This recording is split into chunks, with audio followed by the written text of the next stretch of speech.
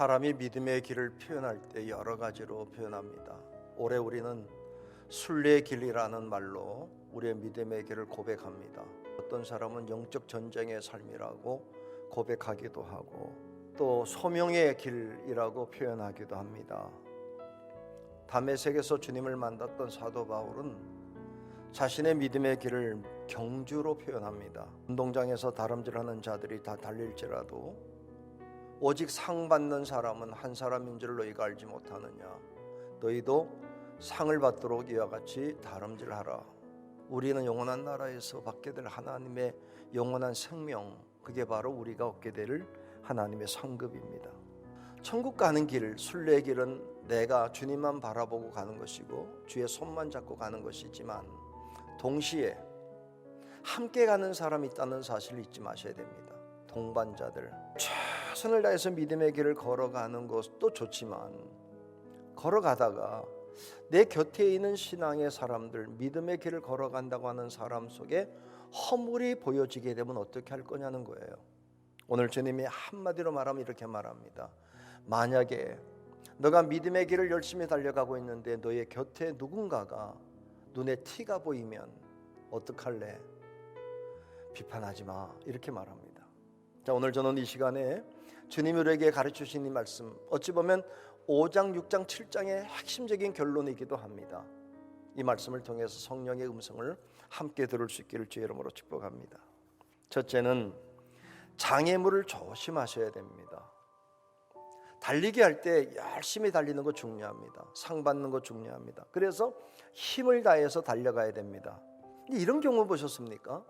앞장서 가는 친구가 잘 달려가는데 앞만 보고 가도 되는데 자기 뒤에 누가 오는가를 보다가 넘어졌을 경우, 옆에 사람들이 보면 정말 속상합니다. 주님만 바라보고 가야 되는데 나도 모르는 사이에 다른 사람을 보다가, 그것도 다른 사람의 허물을 보다가 그 사람 비판하다가 내 허물이 드러날 수도 있다는 거예요. 남을 비판하지 말라고 말할 때에 전제가 뭐냐? 너가 비판을 받지 아니하려거든 다른 사람을 비판하지 말라라고 이야기합니다. 비판은 단순한 겁니다. 다른 사람의 삶 속에 죄와 허물을 발견했을 때 비적합니다. 그리고는 정죄합니다. 그게 비판입니다. 근데 이게 왜 나쁘냐? 내가 다른 사람의 죄와 허물을 비판하는 그 순간에 나도 모르는 사이에 나는 의롭다고 착각하는 생각을 갖게 됩니다. 그래서 비판이 조심스러운 겁니다. 비판의 가장 무서운 건 뭐냐? 하나님이 구원할 사람을 내 스스로가 구원받지 못할 것이라고 단정해 버리는 겁니다. 그런 실수가 어디 있습니까? 그런데 더 문제는 뭐냐? 자신의 문제를 보지 못해서 어찌 보면 자기는 더 큰 죄와 허물 때문에 나는 더 구원받지 못할 사람이라는 사실을 알지 못하고 살아가는 게 비판입니다. 너도 언젠가는 그 일 때문에 비판받을 수 있어. 그러므로 그 일 때문에 비판받지 않고 해결하고 구원받으려면 비판하지 말고 그들을 구원의 길로 인도하라는 게 주님의 말씀이에요. 더 중요한 건 언젠가 하나님 앞에 서게 될 때가 있음을 잊지 말라는 말씀이죠. 두 번째 말씀합니다. 남을 위한 책망을 지혜롭게 하라. 비판하진 않아도 그를 치료하고 치유하고 고치는 건 필요하다고 성경은 이야기합니다. 티 덮어두고 들보 덮어두라는 얘기가 아니라 티도 빼고 들보도 빼야 천국 간다는 얘기입니다. 근데 오늘 얘기는 잘못된 정보를 비판했다는 얘기는 아닙니다. 맞는 정보라는 겁니다. 눈에 티가 있다, 주님도 인정합니다. 그런데 주님이 말씀하시고 싶은 게 뭐냐면 사실을 지적할지라도 의도, 너의 마음의 의도가 뭐야? 외식하는 사람들의 의도는 명확합니다. 자기를 감추고 남을 정죄하면서 자기를 의롭다고 드러내고 싶은 의도입니다. 저 사람을 고치려고 하는 거야? 죽이려고 하는 거야? 물어보라는 겁니다. 세 번째, 옳은 의도라고 할지라도 누구에게나 동일하게 할 수 있냐는 질문을 하셔야 됩니다. 사람이 똑같은 일을 저질렀을 때 나랑 가까운 사람이면 덮어주고 나의 적이라면 무섭게 합니다. 오늘 본문의 결론이 뭐냐? 그러므로 무엇이든지 남에게 대접받고자 하는 대로 너희도 남을 대접해라. 이것이 율법이요 선지자라고 얘기하는 거예요. 원칙이 뭐냐면 기준이 다르면 안 돼. 핵심은 너가 받고 싶은 대로 남에게 해야 돼. 만약에 너가 어떤 허물이 있을 때 누가 어떻게 대해주면 좋겠니? 그렇게 대하라고.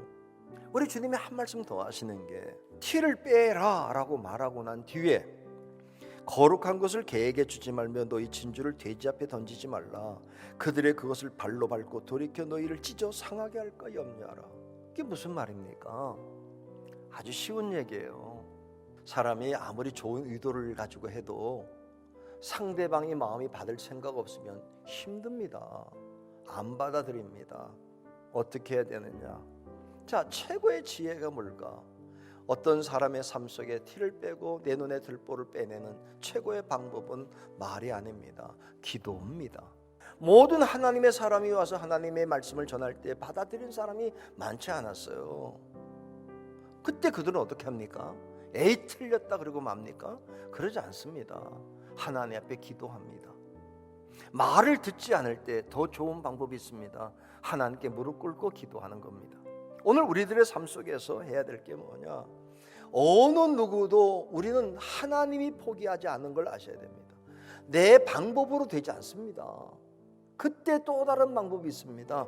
무릎 꿇고 여전히 사랑하는 마음으로 끝까지 하나님 앞에 기도해야 됩니다. 오늘 주님이 우리에게 몇 가지 사례를 들어주고 마지막에 나와 다른 사람의 관계를 통해서 함께 천국 가려면 비판 문제를 얘기하면서 내려준 결론이 뭐예요? 기도해줘.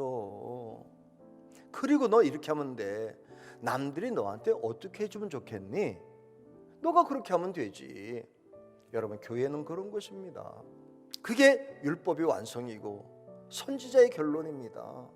우리 부강교회가 이 말씀을 실천하는 교회가 될 수 있기를 주 이름으로 축복하고, 이 말씀이 우리 부강교회를 통해서 산불처럼 흘러나가서 인천과 부천의 수많은 사람들이 이 말씀 붙들고 살 수 있기를 주의 이름으로 축복합니다.